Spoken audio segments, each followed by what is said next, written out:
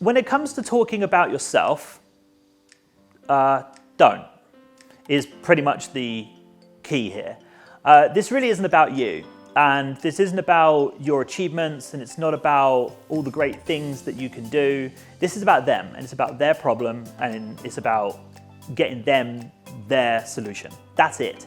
And it's a really hard thing to come to terms with, because when you think of writing a proposal or submitting a pitch of any description, it's almost like a job interview where you've got to sell yourself and sell your company or sell your idea. And that just, it seems like that's the way it is, but it just isn't. It's not, that's not how it goes. So there's a couple of things that you can do when you want to talk about yourself, when it's actually necessary, but you don't do it in a way of like, I've done this, I've done that.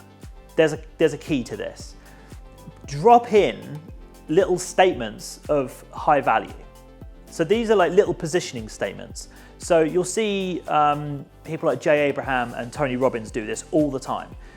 Tony Robbins will start telling a story, and then he'll just talk about a time when he told Bill Clinton, gave him some advice.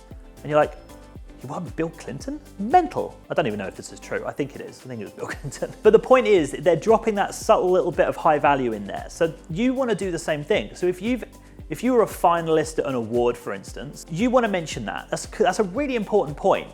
But it's the way that you do it that matters. So you don't have a page going about me, about us, our team.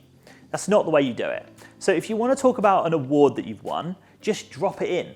You drop it in. So you call yourself an award-winning something, and then you put a link to it maybe. If you are going to like include a team photo, for instance, then I don't know, hold it.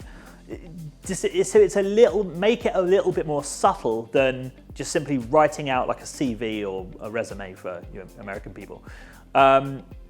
Just try and be a little bit more subtle about it, and try not to make it the sort of, you know, this big celebration, because although it's a big deal, and it is an achievement, it's not necessarily a big deal to them. It's just like a nice little subtle boost.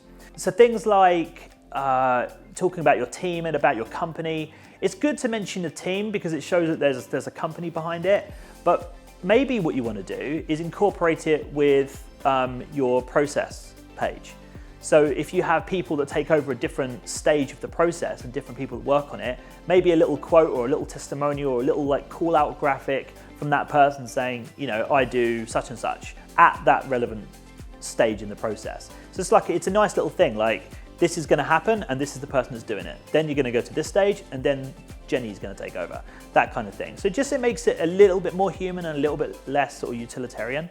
But just be very, very careful when you're writing about yourself that you don't end up sort of giving it this great big page. It's not about you, it's about them, it's about their problems and their solution.